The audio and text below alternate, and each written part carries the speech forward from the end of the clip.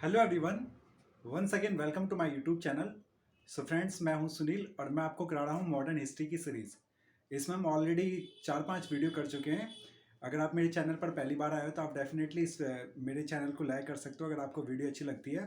तो फ्रेंड्स, आज का जो मेरा टॉपिक होगा वो होगा Gandhi ji. Today's my topic is Gandhi ji. ठीक है, तो गांधी जी में इस वाली वीडियो में हम गांधी जी का इंट्रोडक्शन देखेंगे, उनके फैमिली बैकग्राउंड के बारे में देखेंगे और उनकी आइडियोलॉजी देखेंगे कि जो उनका तरीका था कोई भी मूवमेंट चलाने का, उनकी आइडियोलॉजी की पॉलिटिकल आइडियोलॉजी क्या थी। ठीक है फ्रेंड्स, सो लेट्स स्टार्ट। तो फ्रेंड देखिए, हमारे भारतीय राजनीतिक इतिहास में अगर किसी भी व्यक्ति को आज के समय में यूनिवर्सिटी में सबसे ज़्यादा पढ़ाया जाता है या जिनके बारे में पढ़ा जाता है तो वो हैं गांधी जी।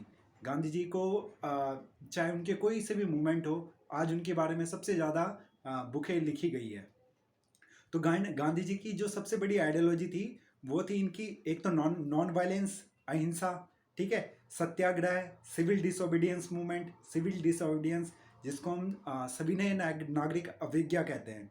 इसके अलावा बाद में उनकी जो थी किसी भी प्रकार का वायलेंस ना करना, जिसको, और एक था उनका नॉन कॉपरेशन।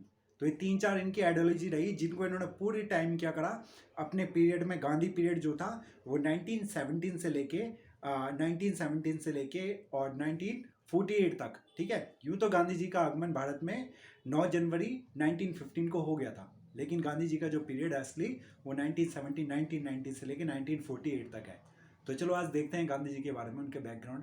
तो गांधी जी का जन्म 2 अक्टूबर 1869 को कहाँ पे हुआ था? पोरबंदर, गुजरात में। पोरबंदर एक डिस्ट्रिक्ट है गुजरात, और वहाँ पे उनका जो बर्थ हुआ था वो एक रिच फैमिली में हुआ था। उनके जो फादर थे वो एक अच्छे बैकग्राउंड से थे, उनका इकोनॉमिक बैकग्राउंड अच्छा था। उनके जो फादर थे वो किस में, अंग्रेजों की क्या थे, अंग्रेजी रियासत में प्रिंसली स्टेट था उस टाइम पे गुजरात। तो वहाँ पे वो क्या थे, दीवान थे। दीवान इज अकाउंटेंट जो रेवेन्यू का काम देखते थे।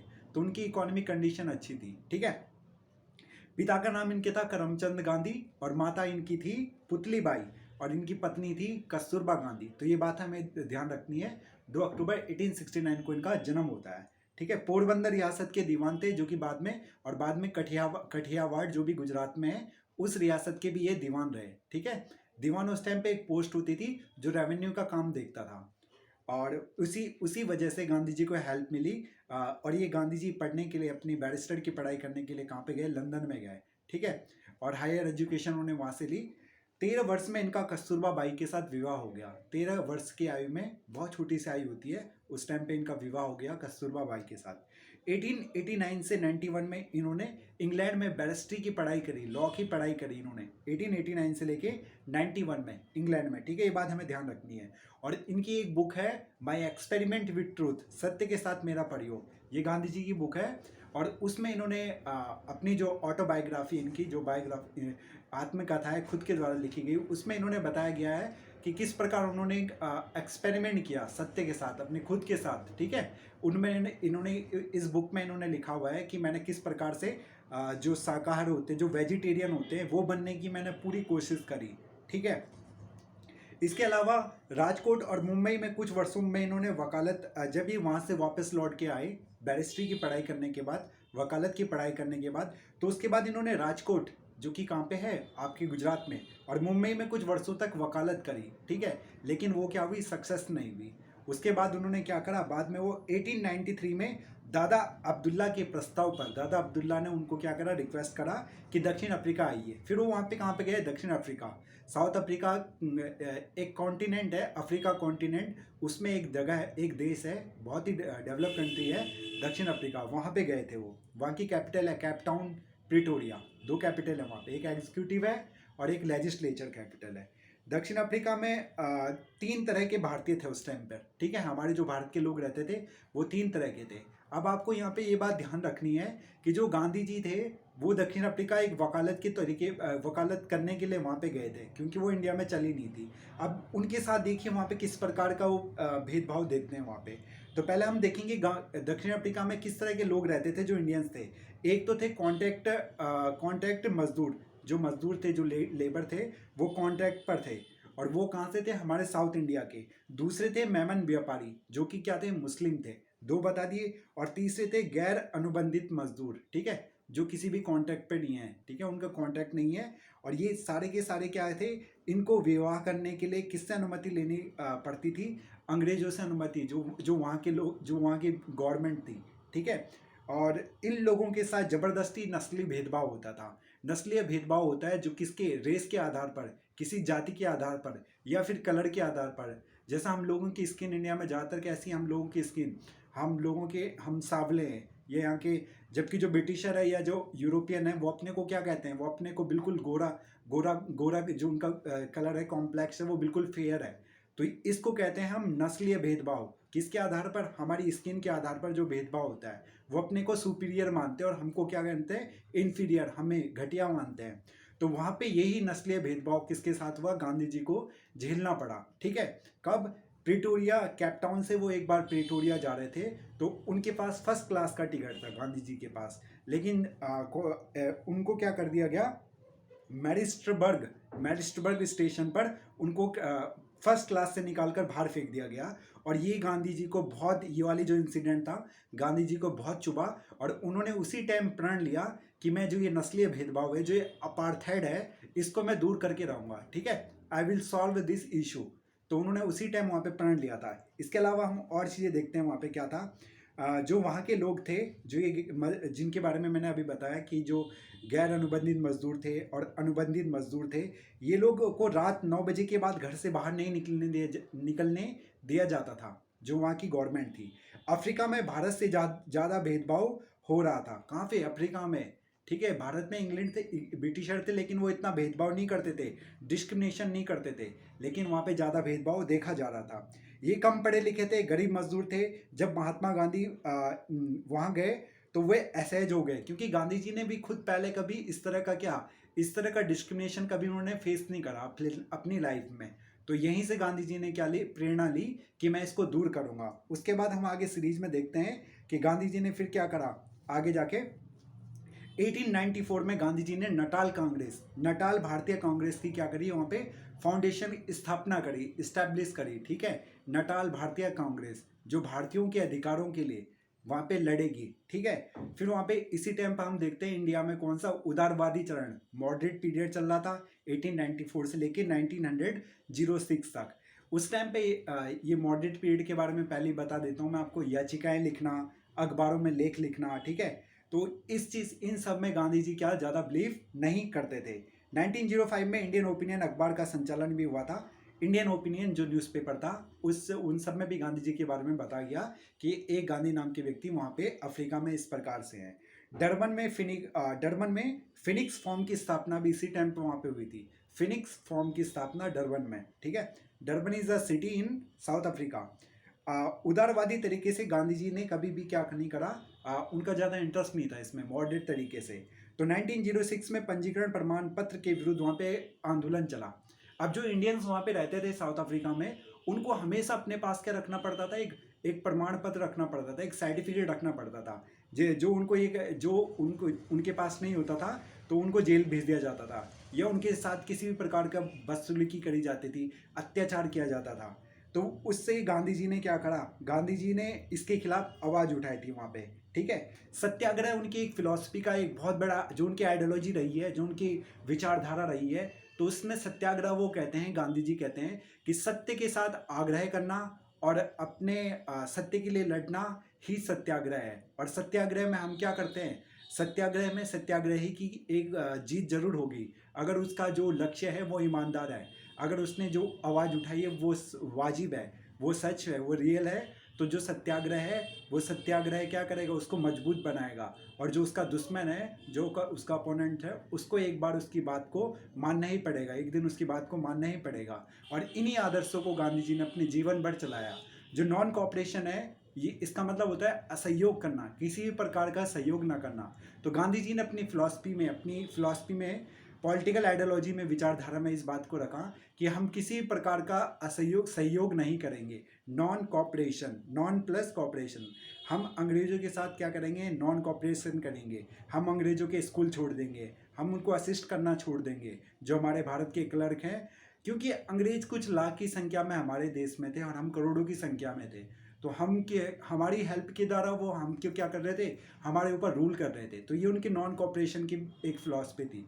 फिर सिविल डिसोबीडियंस था जो उनका, उसमें इन्होंने बताया कि जो अंग्रेजों ने सिविल के लिए जो कानून बना रखे हैं उनको हम डिसओबीडियंस करेंगे, मतलब उनको नहीं मानेंगे।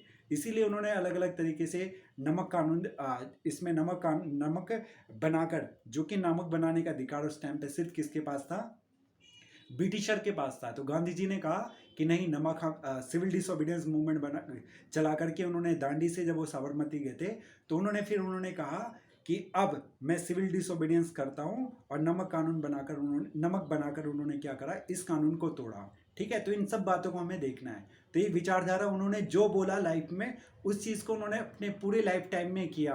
गांधी जी को जो बहुत जो उनकी बातों को अच्छे से समझे, उन लोगों ने भी उनके विचारों को आदर्श मानकर पूरे लाइफ टाइम स्वतंत्रता में इन बातों का ध्यान रखा। ठीक है, तो वायलेंस को वो अपने मूवमेंट में कभी भी जगह नहीं देते थे, लेकिन वो साथ में ये भी कहते थे कि अगर एक बार अगर ये मानेंगे नहीं, जो हमारे अपोनेंट्स हैं वो मानेंगे नहीं और हमारे सम्मान पे बात आएगी, तो उस टाइम पे हमें भी क्या करना पड़ेगा, हथियार उठाने पड़ेंगे। ये गांधी की विचारधारा थी। उन्होंने कहा अगर ब्रिटिशर ने हमारे ऊपर बहुत ही ज़्यादा अत्याचार करा, ठीक है, और वो अगर हमारे सम्मान पे बात आई तो फिर हम उनको छोड़ेंगे नहीं। और यही बात कब कंप्लीट हुई थी उनकी, जब 1942 का जो मूवमेंट चला था, क्विट इंडिया मूवमेंट, अंग्रेजों भारत छोड़ो आंदोलन। तो उस टाइम पे उन्होंने फिर क्या कहा था, अब वो समय आ गया है जब हमको भी क्या उठानी पड़ेगी, लाठियाँ उठानी पड़ेगी, हमको भी वायलेंस करना पड़ेगा, इनको मार मार कर इंडिया से खदेड़ना पड़ेगा। ठीक है, तो ये उनकी आइडियोलॉजी रही है जिसको हमें ध्यान रखना है। सत्याग्रह, नॉन वायलेंस, सिविल डिसोबीडियंस। ठीक है, इन बातों को हम ध्यान रखेंगे। आगे देखते हैं, हिंद स्वराज उनकी एक पुस्तक थी जो उन्होंने 1909 में लिखी थी। तो उसमें उन्होंने इस बात का पहली बार जिक्र किया था कि जो स्वराज है, जो स्वराज है, जो फ्रीडम है, वो किस प्रकार से पाई जाए। तो उन्होंने कहा था भारत 6 लाख गांव का एक देश है और हम सब लोग मिलकर, ठीक है, स्वतंत्रता प्राप्त कर सकते हैं। किसके बल पर, नॉन कॉपरेशन के बल पर, असहयोग के बल पर। असहयोग करके हम क्या प्राप्त कर सकते हैं, फ्रीडम प्राप्त कर सकते हैं। ये गांधी जी ने 1909 में जो बुक लिखी हिंद स्वराज, उसमें लिखा है। इसके अलावा उनकी दूसरी बुक जो ऑटोबायोग्राफी थी, आत्मकथा माई एक्सपेरिमेंट विद ट्रूथ थी। ठीक है, इस बात को हमें ध्यान रखना है। आदर्श सत्याग्रही वह है जो सत्य शांति व्यवस्था का प्रेमी होगा, पर वह गलती का विरोध करेगा, वह हंसते हंसते विरोध के कष्ट को सहेगा। तो ये आइडियोलॉजी सत्याग्रह में पहले ही बता चुका हूँ आप लोगों को। ठीक है, आगे हम देखते हैं 1990 में यंग इंडिया में लेख लिखा। यंग इंडिया में भी एक जर्नल था यंग इंडिया, ये भी गांधी जी के द्वारा लिखा जाता था, वीकली जर्नल था। उन्होंने इसमें कहा कि अहिंसा मनुष्य प्रजाति का धर्म है। ठीक है, अहिंसा, non violence is a religion of humanity, but हिंसा पशुओं की प्रजाति का धर्म है। लेकिन जो हिंसा है वो पशुओं की प्रजाति का धर्म है। हिंसा व कायरता में एक को चुनना हो तो मैं हिंसा को चुनूंगा। लेकिन उन्होंने कहा कि हमें कभी भी क्या नहीं बनना, कायर नहीं बनना है। ठीक है, अंग्रेजों के साथ हमें कभी भी कायर नहीं बनना है। तो उन्होंने कहा अगर हिंसा और कायरता में मुझे चुनना हो तो मैं हिंसा को चुनूंगा। भारतीय असहाय होकर अपने सम्मान का अपहरण देखते रहे, बजाय उसको अपने सम्मान देखने पे ज़्यादा पसंद करूंगा। ठीक है, तो उन्होंने कहा था कि जब सम्मान पे बात आएगी तो हम क्या करेंगे, हम हथियार उठाएंगे। तो इन बातों को ध्यान रखना है। आगे हम देखते हैं 1913 में पॉल टैक्स तथा भारतीय विवाहों को अप्रमाणित करने के विरुद्ध उन्होंने आंदोलन चलाया। ये सारे आंदोलन जो थी पृष्ठभूमि ये साउथ अफ्रीका की है। ठीक है, 1930 में। तो उसके बाद वहाँ पे क्योंकि पहले वहाँ पे रजिस्ट्रेशन करना पड़ता था जिनकी भी शादी हो रही है, और किसके आधार पे शादियाँ होती थी, जो मैरिज होती थी वो ब्रिटिश, जो वहाँ की जो गवर्नमेंट थी साउथ अफ्रीका की, वो तय करती थी कि हमारे भारत के मजदूर किससे ब्याह करेंगे, किससे शादी करेंगे। ठीक है, तो इसके खिलाफ भी गांधी जी ने वहाँ पे मूवमेंट चलाया था। और इसी आंदोलन के बाद गांधी जी को क्या, वर्ल्ड वाइड एक पहचान मिली, ट्रेंड में आए इंटरनेशनल मीडिया में गांधी जी। फिर आगे हम देखते हैं दक्षिण अफ्रीका से गांधी जी ने क्या सीखा था, उन्होंने क्या लर्न करा दक्षिण अफ्रीका से, जिनका पर जिस चीज़ का उन्होंने प्रयोग अपनी भारतीय राजनीति के इतिहास में विभिन्न आंदोलनों के दौरान 1919 से लेके, यूं कहें 1916 से लेके और 1948 तक किया। भारतीय किसी वैध कारण के लिए त्याग व आंदोलन में हिस्सा ले सकते हैं। तो ये गांधी जी ने वहीं से ही सीखा था कि अगर हमारे पास कोई वैलिड रीज़न है तो हम उसके लिए क्या कोई भी आंदोलन कर सकते हैं और शांतिपूर्ण तरीके से कर सकते हैं। विभिन्न प्रकार के व्यापारियों व धर्म के लोगों को कैसे एक साथ लाया जा सकता है, तो ये गांधी जी ने वहीं से सीखा था अफ्रीका से, कि विभिन्न डिफरेंट कम्युनिटी के, डिफरेंट रिलीजन के, भारत में असंख्य तरह की प्रजातियां हैं, लोग हैं, व्यापारी हैं, धर्म हैं, तो इन लोगों को कैसे एक मंच पर लाया जाए। तभी तो हमको स्वतंत्रता मिलेगी जब हम सब लोग मिलकर क्या करेंगे, ब्रिटिशर के खिलाफ होंगे। वरना तो रूल और डिवाइड एंड रूल करके हम भी क्या करते रहेंगे, हमारे ऊपर रूल करते रहेंगे, ठीक है ना। बांटो और शासन करो की नीति के आधार पर। गांधी जी ने विवाह सत्याग्रह, विशिष्ट सत्याग्रह, अहिंसा की शैली सीखी। सत्याग्रह की जो एक स्टाइल था उनका, उस शैली को, उस स्किल को उन्होंने कहाँ से सीखा, साउथ अफ्रीका से। तो ये सारी बातें उन्होंने वहाँ से सीखी। संघर्ष के नए नए तरीकों को सीखा, ये भी जाना कि क्या कमियां हैं और क्या विशेषताएं हैं। संघर्ष के नए नए तरीके, सत्याग्रह हो गया, इसके अलावा अनशन, अनशन करके वो अपनी आवाज़ रखते थे। हंगर स्ट्राइक जिसको हम बोलते हैं ना, हंगर स्ट्राइक आज भी करते हैं, ठीक है। और इसके अलावा अनशन हो गया, है ना। तो ये डिफरेंट तरीके, नॉन वायलेंस की हम चीज़ें बता ही चुका हूँ मैं आपको। संघर्ष के नए तरीकों को सीखा।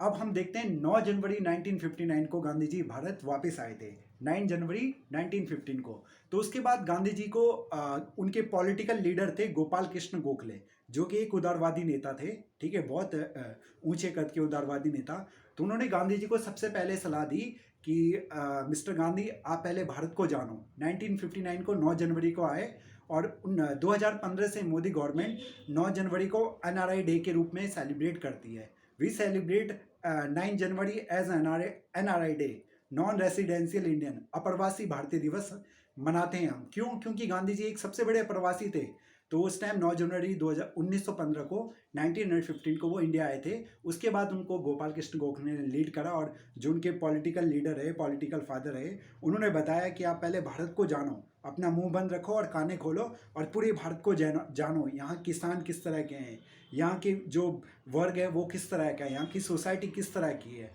और फिर उसके बाद आप अपने मूवमेंट चलाना। तो फिर इसी क्रम में गांधी जी ने अपनी पद यात्रा शुरू करी। वो चंपारण गए, बिहार गए, ठीक है, साउथ इंडिया गए, अलग अलग जगह गए, और इसी क्रम में उन्होंने, गांधी जी ने क्या करा था, अपने वस्त्र भी त्याग दिए थे, ठीक है। एक घटना के इंसिडेंट के बाद उन्होंने अपने वस्त्र भी त्याग दिए, और उन्होंने कहा कि जिस भारत में यहाँ के आम लोगों के, आम स्त्रियों के पास पूरे वस्त्र, तन को ढकने के लिए अगर वस्त्र ना हो, तो मैं कैसे पूरे वस्त्र ढक लूँ, ठीक है। फिर गांधी जी ने आजीवन क्या अपनी धोती के साथ रहे वो। तो उनकी एक सिंपल लाइफ थी, सिंपल लेकिन थिंकिंग बहुत ही, जो आइडियोलॉजी थी बहुत ही ज़बरदस्त थी, जिसको बहुत ही लोगों ने फॉलो करा, और ये गांधी पीरियड 1948 तक चलता रहा। इसके अलावा जो रविंद्रनाथ टैगोर थे, उन्होंने महात्मा कहा, जो महात्मा की उपाधि दी है वो रविंद्रनाथ टैगोर ने किसको दी, महात्मा गांधी को दी महात्मा की उपाधि, ठीक है। जो ब्रिटिशर थे उन्होंने उनको केसरे हिंद कहा, किसको, केसरे हिंद की उपाधि दी, ठीक है, किसको, गांधी जी को। इसके अलावा जो सुभाष चंद्र बोस थे, उन्होंने राष्ट्रपिता कहा, father of nation, Gandhi ji को किसने कहा था ये father of nation, Subhash Chandra Bose ने, हमारे हीरो, ठीक है, आज़ाद हिंद फौज के नायक सुभाष चंद्र बोस ने उनको कहा कि ये भारत के क्या है, राष्ट्रपिता हैं। तो इन सब बातों का हमें ध्यान रखना है। उसके बाद हम आगे मूवमेंट को देखेंगे अगले वीडियो में। चंपारण से उनकी शुरुआत होती है 1917 चंपारण, फिर उसके बाद आगे जाते हैं वो अहमदाबाद मिल मजदूर, फिर खेड़ा सत्याग्रह, फिर उसके बाद गांधी जी का दौर ही शुरू होता है, जिसमें पहला असहयोग आंदोलन, फिर बाद में वो अपना सिविल डिसोबीडियंस मूवमेंट 1930 में, फिर उसके बाद उनका राउंड टेबल कॉन्फ्रेंस जो लॉर्ड कर्जन के साथ था, लॉर्ड इरविन के साथ था 1931 में, सेकेंड वाला। उसके बाद में क्विट इंडिया मूवमेंट। तो काफ़ी सारी आगे हम इस सीरीज़ को कंटिन्यू करेंगे। सो आई होप आपको ये वीडियो पसंद आया होगा। तो इस वीडियो को शेयर करें एंड लाइक करें। Thank you. जय हिंद।